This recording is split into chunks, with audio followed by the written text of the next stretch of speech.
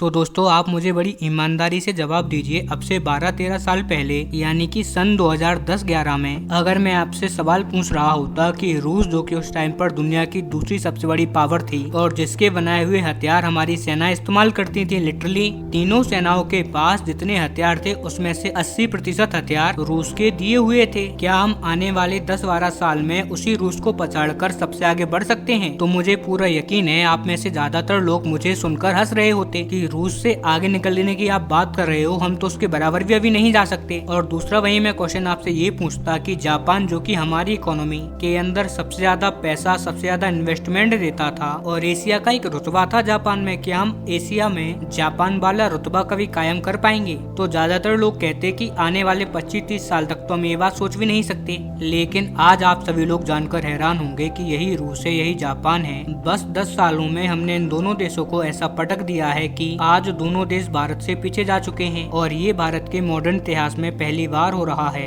कि दुनिया के ताकतवर देशों की रैंकिंग तैयार हुई है कि कौन सा देश कितना ताकतवर है। और इस रैंकिंग में भारत ने न केवल जापान को पीछे छोड़ दिया है बल्कि रूस को तो इतना पीछे छोड़ दिया है कि आप सोच भी नहीं सकते। लिटरली भारत तीसरे स्थान पर कब्जा कर चुका है, अमेरिका और चीन के बाद। जी हाँ, लोई इंस्टीट्यूट जो कि दुनिया का एक रिनाउंड इंस्टीट्यूट है, ये हर साल ऐसे देशों की रैंकिंग जारी करता है जो कि एशिया में सबसे ज्यादा इन्फ्लुएंस रखते हैं, जिनकी ताकत एशिया पैसिफिक में सबसे ज्यादा है। और आप जानकर हैरान होंगे, अब से कुछ ही टाइम पहले तक भारत मुश्किल से टॉप 10 एशियाई देशों में आया करता था, लेकिन इस बार भारत ने इतिहास रच दिया है। जापान और रूस को पछाड़कर हम तीसरे सबसे ताकतवर देश बन चुके हैं। पहले पर अमेरिका है, दूसरे में चीन और तीसरे पर भारत। अब आप लोग कहेंगे कि यार अमेरिका तो एशिया के अंदर नहीं आता, तो मैं आपको बता दूं कि यहाँ पर उन देशों की बात नहीं हो रही जो केवल एशिया में है, यहाँ पर बात उन सभी देशों की हो रही है जो कि एशिया में अपना दबदबा रखते हैं। कौन सा देश दुनिया का यहाँ पर कितना ज्यादा इन्फ्लुएंस रखता है। और यहाँ पर बात केवल मिलिट्री पावर की नहीं हो रही है, सॉफ्ट पावर की भी हो रही है,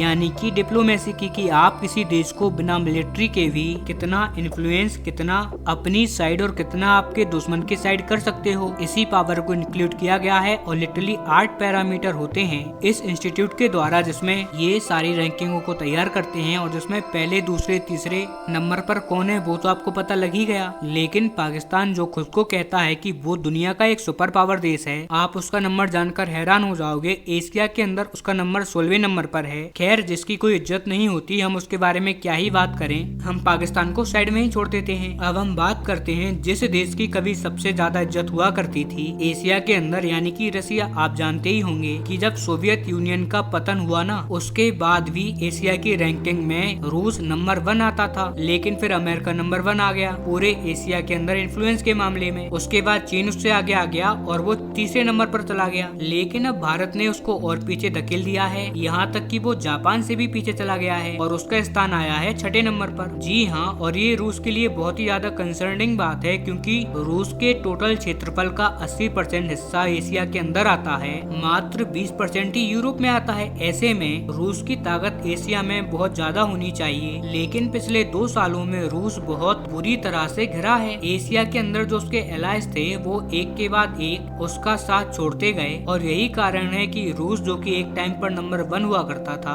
अब से करीबन 30 साल पहले, फिर अब से करीबन 20 साल पहले नंबर 2 हुआ करता था, और करीबन 5 साल पहले नंबर 3, और अब नीचे गिरकर वो नंबर 6 पर आ गया है। खैर, आपका इस सब पर क्या सोचना है, आप हमें कमेंट कर अपनी राय दें, और साथ ही इस चैनल को सब्सक्राइब कर वीडियो को लाइक और शेयर करना ना भूलें।